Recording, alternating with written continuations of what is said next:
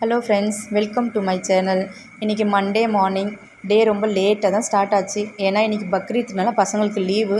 So எழுந்த உடனே நேற்று இருந்த பாத்திரத்தெல்லாம் சரசரன்னு கழுவி வச்சுட்டேன். கிரைண்டரில் கொஞ்சம் அரிசியும் போட்டாச்சு, அது மாட்டும் அரைச்சிட்ருக்கு. சரி, அதுக்குள்ளே நம்ம டிஃபன் செஞ்சிடலாம். டிஃபன் செய்ய வந்தாச்சு. ஏன்னா பசங்களுக்கு லேட்டாக எழுந்திரிச்சனால சீக்கிரம் பசிக்கும். அதனால் டிஃபன் செய்யலான்னு வந்துட்டேன். டிஃபன் செஞ்சுட்டே இருந்தேன். வந்துச்சு பாருங்கள் ஒரு கால். எங்கள் அக்கா வரையாடின்னு தான் கேட்டால் உடனே பசங்களை கூப்பிட்டு கிளம்பியாச்சு.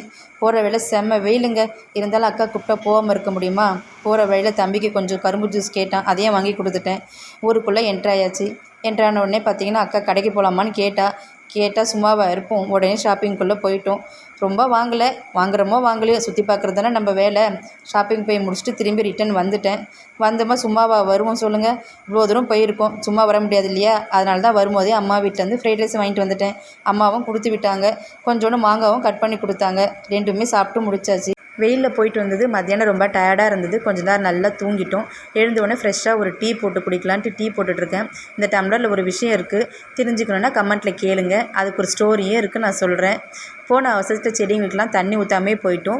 வந்தோடனே செடிங்களுக்கெல்லாம் தண்ணி ஊற்றியாச்சு. ஈவினிங் கொஞ்சம் நேரம் கிளைமேட்டுக்கு வெளியில் உட்காந்துட்டு இருந்தேன். டின்னருக்கு கொண்டு வந்த பிரியாணி நிறைய மீந்து இருந்துச்சு. அதனால் சூடு பண்ணலான்னு சொல்லிட்டு ஒரு பாத்திரத்தில் ட்ரான்ஸ்ஃபர் பண்ணி வச்சுட்டேன். பிரியாணி வச்சேன். எங்கள் வீட்டுக்காரர் பிரியாணி எனக்கு வேண்டாம், தோசை தான் வேணும்னு கேட்டுட்டாரு. சரி, அவருக்கு மட்டும் தோசை ஊற்றி கொடுக்கலாம் அப்படின்னு சொல்லிட்டு ஒரு 4 தோசைக்கான மாவை கொஞ்சம் கலக்கி எடுத்துகிட்டு தோசை ஊற்றிட்டே இருக்க. எனக்கு சைடிஷ் என்ன செய்ய போகிறேன்னு கேட்டார். ஒரு ஆளுக்கு என்ன செய்ய முடியும், வேணும்னா பொடி சாப்பிட்டுங்க, இல்லைன்னா தோசையே கிடையாது அப்படின்னு சொல்லிட்டேன். அவர் பரவாயில்ல, சரி பொடியாவது கொடு அப்படின்னு சொல்லிட்டு பொடியை கேட்டுட்டார். அவருக்கும் பொடி வச்சு கொடுக்கலான்னு சொல்லிட்டு அவருக்கும் தோசை ஊற்றி பொடியை வச்சு கொடுத்துட்டேன்.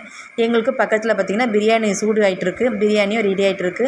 பாலை காய்ச்சிட்ருக்கேன். அதை உர ஊற்றி வச்சுட்டா நாளைக்கு பசங்களுக்கு ஸ்கூல், அதனால் அவங்களுக்கு சாப்பாடு கட்டி கொடுத்துடலாம் அப்படின்ட்டு. பிரியாணி ரெடி ஆனோடனே எல்லோரும் சாப்பிட ரெடியாக உட்காந்துட்டாங்க. பிரியாணியும் ஒரு பிளேட்டில் பசங்களுக்கு போட்டு கொடுத்தாச்சு.